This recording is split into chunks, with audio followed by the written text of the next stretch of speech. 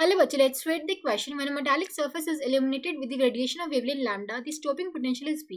If the same surface is illuminated with the radiation of wavelength 2 lambda, the stopping potential is V by 4. Threshold wavelength for the metallic surface is. तो question में given है कि जब metallic surface को illuminate कर रहे हैं with radiation wavelength lambda, पहली वेवलेंथ जब लैम्डा थी तो स्टॉपिंग पोटेंशियल की वैल्यू क्या थी v। ठीक है, अब हमने क्या किया, सेम सर्फेस को इल्यूमिनेट किया विद रेडिएशन ऑफ 2 लैम्डा और स्टॉपिंग पोटेंशियल कितना दे रखा है v bye 4।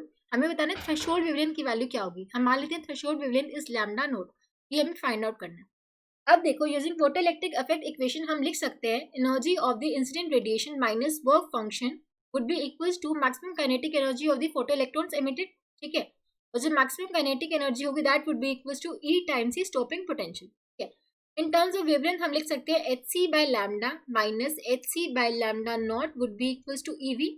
Lambda in incident radiation की वेवलेंथ और lambda not is a threshold wavelength. ठीक है, अब देखो पहले लैम्डा दे रखी थी इंसिडेंट रेडिएशन की wavelength and V is a stopping potential, तो फर्स्ट इक्वेशन हमारी ये हो जाएगी।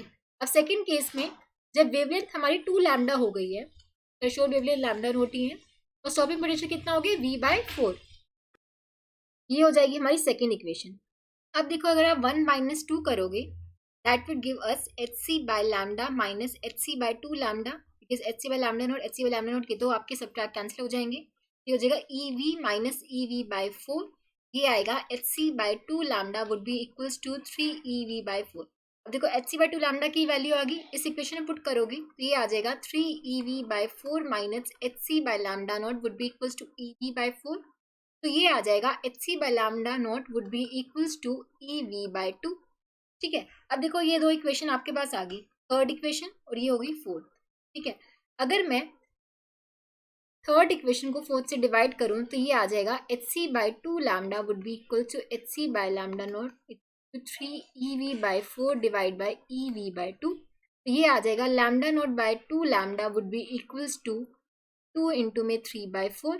ठीक है, ये जाएगा 2 पे, तो lambda not would be equals to 3 lambda. ठीक है, थ्रेशोल्ड वेवलेंथ की वैल्यू कितनी आ जाएगी, 3 लैम्डा के इक्वल। हम बोल सकते हैं option 3 would be the correct answer. I hope आप सबको समझ आया होगा। Thank you so much.